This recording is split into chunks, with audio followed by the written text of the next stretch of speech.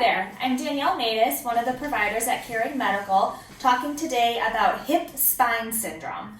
And if you've never heard of that, as its name implies, it's a pain syndrome characterized by injuries in both the hip and the low back, or the spine, that play off each other. So if we look here, I have this model of the human pelvis. So just to orient you, this is the pubis in front. These right here are the hip sockets.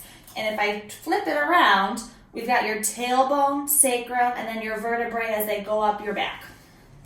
Hip spine syndrome commonly, like I said, like the name implies, involves your hip and your sacroiliac joint, or even your low back part of your spine, when you develop injuries in both that then work in tandem with or against each other.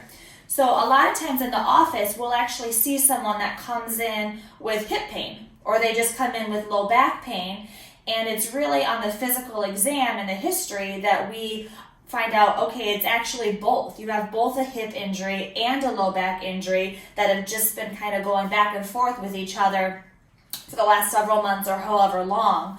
And it's oftentimes we find that patients, they've done all the treatments for their low back, or they've done all the treatments for their hip, but because the other body part has never really been addressed or treated, they've failed a lot of other conservative therapies.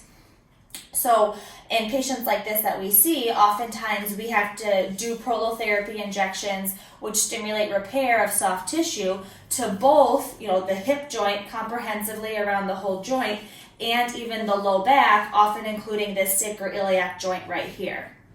And one thing I didn't mention was you can actually see, these gray structures here are ligaments. So right here, this bone, your ilium, is attached to your sacrum, attached to your low back, let's say, by these ligaments, and then also this bone makes up part of your hip joint. So hopefully you can see how an injury here in your hip, or extra rotation, extra movement, could then transfer force to the low back and vice versa.